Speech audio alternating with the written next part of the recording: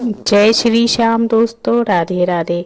खाटू श्याम बाबा का जन्मदिन कार्तिक मास के शुक्ल पक्ष की एकादशी, जिसे देव उठनी एकादशी के नाम से भी जानते हैं, इस दिन मनाया जाता है। इस साल 2025 में खाटू श्याम बाबा का जन्मदिन 1 नवंबर 2025 के दिन मनाया जाएगा। यह दिन बहुत खास है इसलिए क्योंकि देव उठनी एकादशी को भगवान विष्णु योग निद्रा से जागते हैं। इसी दिन से शुभ कार्यों की जो शुरुआत हो जाती है।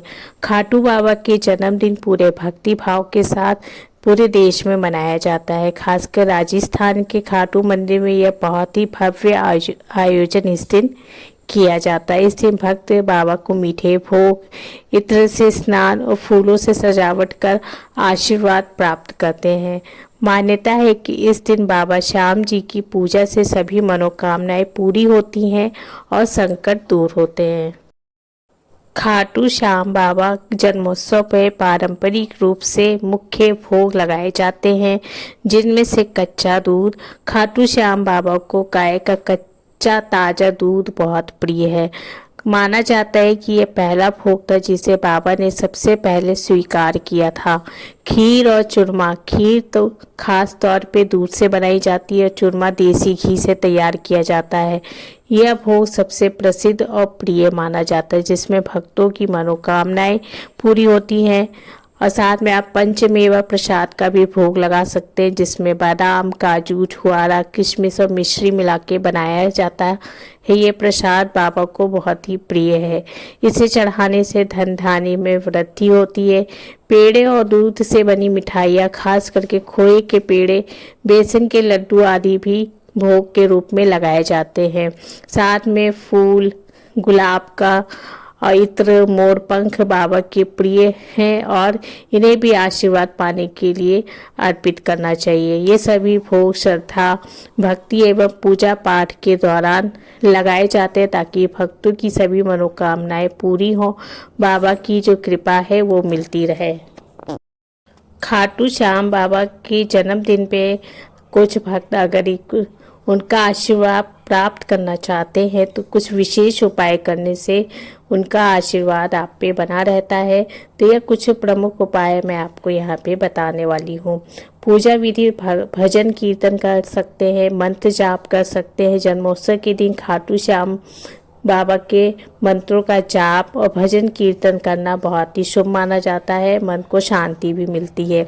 यह भक्ति की अनुभूति को बढ़ाता है और बाबा की प्रसन्नता का कारण बनता है।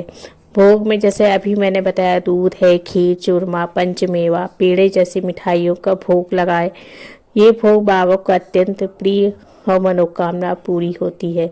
अखंड ज्योत प्रज्वलित करना चाहिए। जन्मदिन के दिन शुभ माना जाते से पूरे दिन निरंतर जलाए रखने का विधान होता है। फूल और इत्र अर्पण कर सकते हैं। गुलाब के फूल और इत्र से बाबा की प्रतिमा या तस्वीर को स्नान करा के उनको सजाना चाहिए। दान करना चाहे तो गरीबों और ज़रूरतमंद लोगों को भोजन कराएं।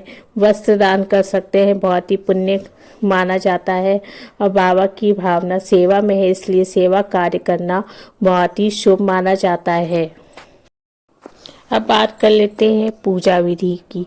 सबसे पहले स्नान करने के बाद पूजा से पहले खुद को स्वच्छ करें। श्याम जी की मूर्ति और तस्वीर को स्नान कराएं।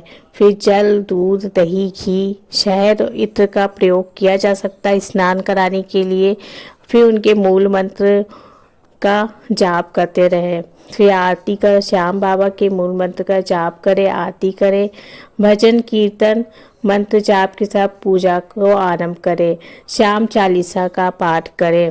पारंपरिक भोग में कच्चा दूध, खीर, चूरमा, पेड़ा, पंचमेवा, मीठे व्यंजन शामिल करें। इन्हें साफ सुथरी थाली में सजा के बाबा को अर्पण करें।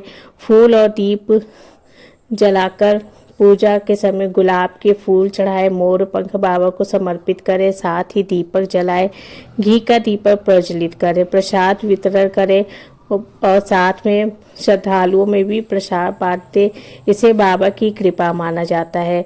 पूजा का समय आपको सूर्योदय के बाद प्रातः काल में विशेष मुहूर्त में पूजा करना बहुत ही शुभ माना जाता है। जन्मोत्सव और खास त्योहारों पर भोग और पूजा लगभग 7 से 11 बजे तक का सौभाग्य दान माना जाता है।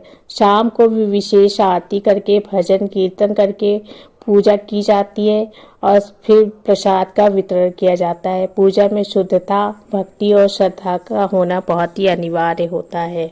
वीडियो पसंद आया तो मेरे चैनल को सब्सक्राइब कर लीजिएगा। कमेंट बॉक्स में खाटू श्याम बाबा के जन्मदिन की बधाइयाँ जरूर दीजिएगा। धन्यवाद।